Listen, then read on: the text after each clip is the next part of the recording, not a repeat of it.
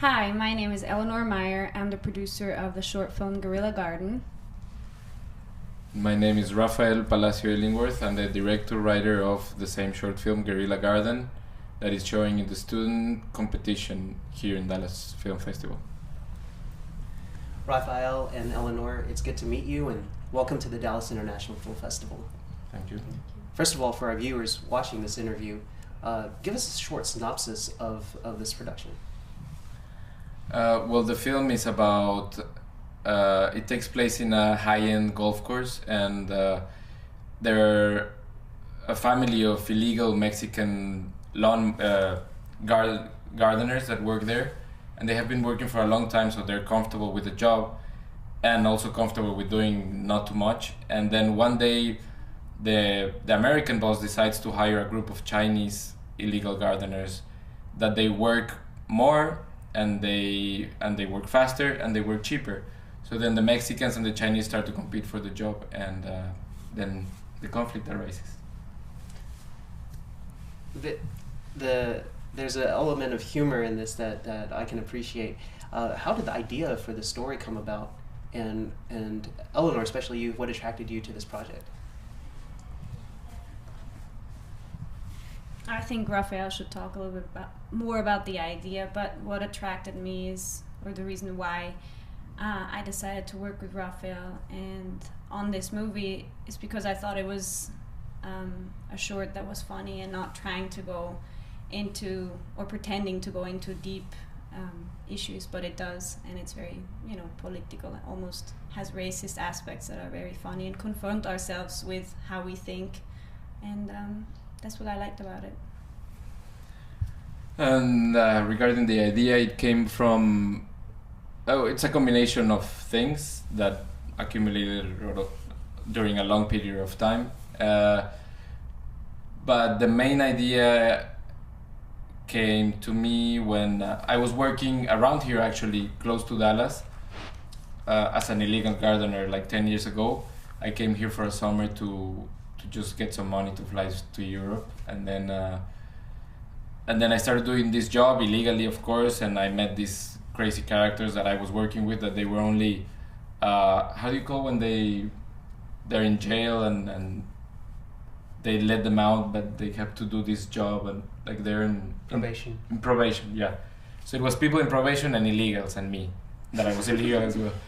And then that story when I had to do my thesis for AFI, but this is an AFI thesis film, it came back to my mind, and it was combined and developed with some other stories about the current state of Mexico, that everything is, there's no more labor in Mexico anymore. It's all being sent to China, so it was this competition. So it kind of, I don't know, it melted in this thing. I don't know if that's working or not, but I think it does. Easy starting point to, exactly. to start with the platform for. Then let's talk about the filming process. How easy or how hard was this to make, and what were some of the challenges that you had to overcome, and what you learned from it? I think Eleanor. It was horrible. It was a horrible process. I mean, not the development of the script, that was actually really good, and I enjoyed that a lot, and I think Rafael as well, but the actual making of the movie was so hard because you have a certain budget to work with, and if you have to shoot on a functioning golf course, the golf course actually, I mean, the whole story takes place in a golf course, and the golf course that we were shooting on was open, and so at like 6 a.m. in the morning you have all the Koreans that want to play golf before they go to work, and it was just dangerous actually, and flying golf balls, and it was very hard. It was a hard shoot, shooting on film and anamorphic lenses, and it was like this whole big production, but I think we just didn't. I wish we had a little bit more money to make it work a little smoother. How many golf ball accidents do we have?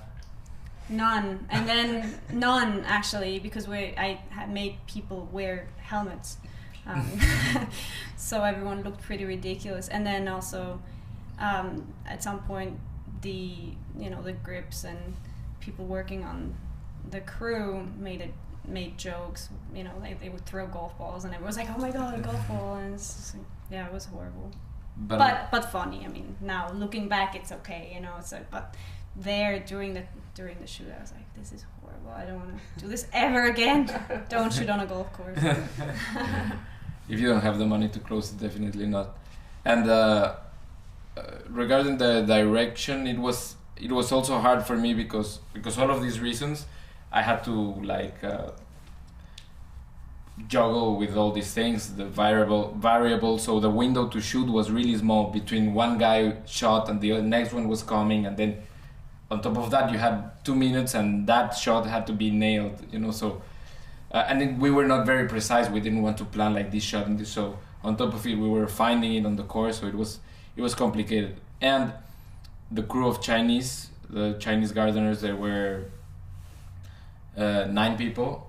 And they had never acted. They had acted. They were extras and things like that. But it was hard for them to actually coordinate and teach them to dance. And they were at the beginning not very interested. Then they got into it. So it was directing a kid, directing underwater stuff. We had stunts, fighting stunts. So I think all the things that they tell you not to do, we did it on this film. I guess next film is gonna be for a long time, very intimate stories. No action, no nothing.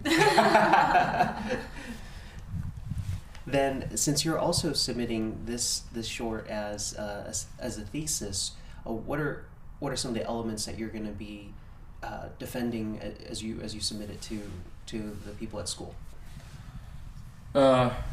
There's really nothing to defend. It was actually presented already, and as long as it's finished, in the side of school, it's more like an exercise of working with a studio, the school functioning as a studio.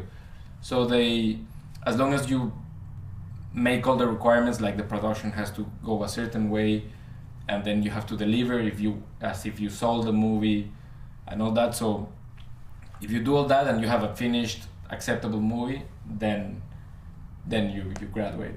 But after that, if it's good or not. But they do select the stories. I mean, everyone in the school can submit a script, and then they select the scripts that they want to actually get made. So it's not just anyone can do any story. They do have some sort of, I guess, quality control.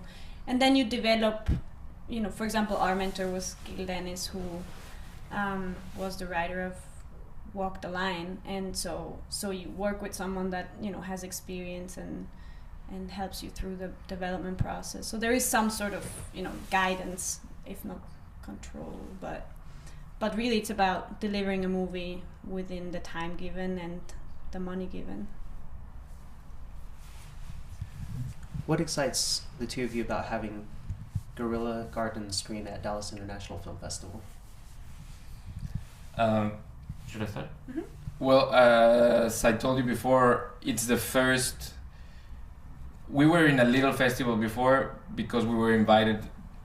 Someone of the team got a scholarship from this organization, and we were invited to screen at that festival. But it was not as big, and this is the first festival where we actually submit and have all this organization, which is great. It's the first time I've ever been with a film in a festival like this, so it's a great way to start. That's very exciting, and screening against films that are so incredible, and for me it was just the best thing. And I think the element of the actual story has to do with Texas and there's a lot of illegal, you know, Mexicans working here, and the connection between Rafael actually has worked here, and now it's screening here, and so I think that connection is very nice. I think I like that it premieres where the story actually comes from. That's true. Yeah. And finally, what's your website? The website is www.guerilla-garden.com, and you can go there and watch things and ask for a copy also if you want one. Rafael and Eleanor, thank you so much for visiting with us today. Wish you all the best. Thank you very much. Thank you.